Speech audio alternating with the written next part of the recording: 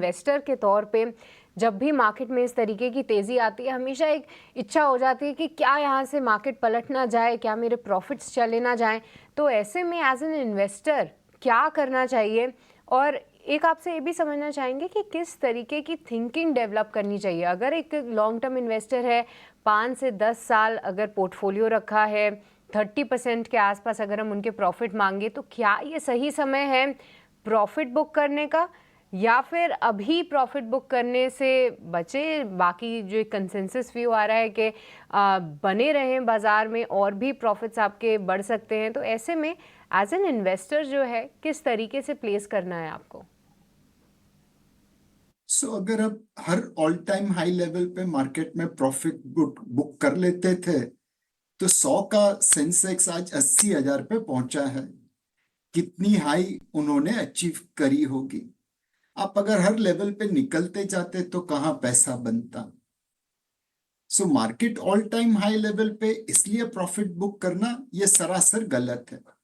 अगर valuation all time high level पे है तो डेफिनेटली प्रॉफिट बुक कर लेना चाहिए, बट वैसी हालत नहीं है। नंबर 2, अपने असेट अलोकेशन पे ध्यान दीजिए। आपकी रिस्क प्रोफाइल क्या है? अगर आपने कोविड के समय में खरीदारी करी तो आप एग्रेसिव रिस्क टेकर हैं। अगर आपने कुछ नहीं किया तो आप एवरेज रिस्क टेकर हैं। और अगर आपने माल बेच दिया कोविड के समय में डर के मारे तो आप बहुत कंजर्वेटिव निवेशक हैं। एक बार रिस्क प्रोफाइल तय हो जाए, बाद में आपके इन्वेस्टमेंट ऑब्जेक्टिव तय करिए। 6 महीने में पैसे चाहिए कुछ चीजों की खरीदारी के लिए तो आज ही रिडीम कर दीजिए, 6 महीने की राह मत देखिए।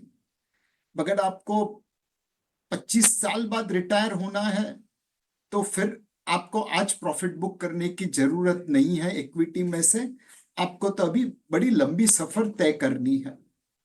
ये रिस्क प्रोफाइल और इन्वेस्टमेंट ऑब्जेक्टिव, ये दोनों के मिश्रण से आपको पता चलेगा कितना पैसा आपको इक्विटी में रखना चाहिए, कितना पैसा रिस्क एसेट्स में रखना चाहिए।